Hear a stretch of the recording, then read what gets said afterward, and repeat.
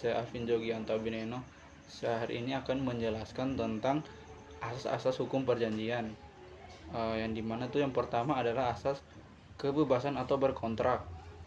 Asas ini berkaitan dengan kebebasan para pihak dalam menentukan isi dan dengan siapa perjanjian itu dibuat, selama tidak melanggar hukum, ketertiban umum dan juga kesusilaan. Oke, contoh, perusahaan membuat kontrak kerja dengan jam yang fleksibel. Hal ini menunjukkan bahwa perusahaan itu dan karyawannya itu bebas menyepakati sistem kerja sesuai kebutuhan mereka selama tidak melanggar undang-undang kesepakatan tersebut sah. Berikutnya yang kedua adalah asas konsensualisme. Asas ini menyatakan bahwa perjanjian sudah sah sejak adanya kesepakatan baik secara lisan maupun tertulis. Contohnya itu adalah janji antara teman untuk meminjam uang. Meskipun tidak tertulis, perjanjian ini tetap sah karena sudah ada kesepakatan dari dua belah pihak tersebut. Dari situ sudah timbul kewajiban untuk mengembalikan uang dari sang peminjam. Yang ketiga adalah asas kebiasaan. Asas ini berarti perjanjian tidak hanya mengikat hal yang tertulis, tetapi juga kebiasaan yang berlaku di masyarakat. Contohnya pemberian tip pada layanan tertentu walaupun ini tidak tertulis. Tip ini menjadi bagian dari kebiasaan umum, sehingga walaupun tidak tertulis, hal tersebut dianggap sebagai suatu bagian dari hubungan perjanjian.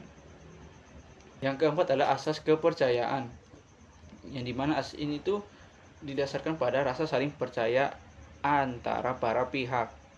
Contoh, pinjaman uang tanpa jaminan karena sudah saling percaya. Perjanjian ini tuh bisa terjadi karena adanya kepercayaan bahwa peminjam akan mengembalikan uang meskipun tanpa jaminan. Seperti peminjam meminjam uang kepada temannya sudah saling dipercaya dan temannya itu meminjamkan uang kepada peminjam tanpa meminta jaminan seperti barang dan lain sebagainya. 5 adalah asas Pacta Sunt Servanda. Asas ini menyatakan bahwa perjanjian mengikat seperti undang-undang.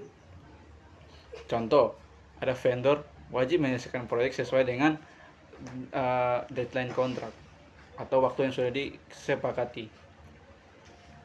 Karena sudah disepakati, vendor harus memenuhi kewajibannya gitu. Jika tidak, maka dianggap melanggar perjanjian. Yang keenam adalah asas pribadi. Asas ini menyatakan bahwa perjanjian hanya mengikat pada pihak yang membuatnya. Contoh, kontrak jasa hanya berlaku antara klien dan penyedia jasa. Pihak lain di luar dari perjanjian itu tidak memiliki hak atau kewajiban terhadap isi kontrak tersebut. Yang ketujuh adalah asas kepastian hukum. Asas ini memberikan kejelasan tentang hak dan kewajiban para pihak. Contoh, perjanjian jasa desain grafis antara desainer dan juga klien. Dengan adanya kejelasan biaya, revisi, dan waktu perjanjian, kedua pihak itu memiliki kepastian dan juga perlindungan hukum jika terjadi suatu masalah. Dan yang ke-9 dan juga terakhir adalah asas kepatuhan. Asas ini mengharuskan perjanjian dibuat secara adil dan wajar. Contoh, tidak memberi beban kerja berlebihan tanpa upah yang layak. Perjanjian ini harus mempertimbangkan keadilan. Jika terlalu merugikan suatu pihak, maka dianggap tidak patut.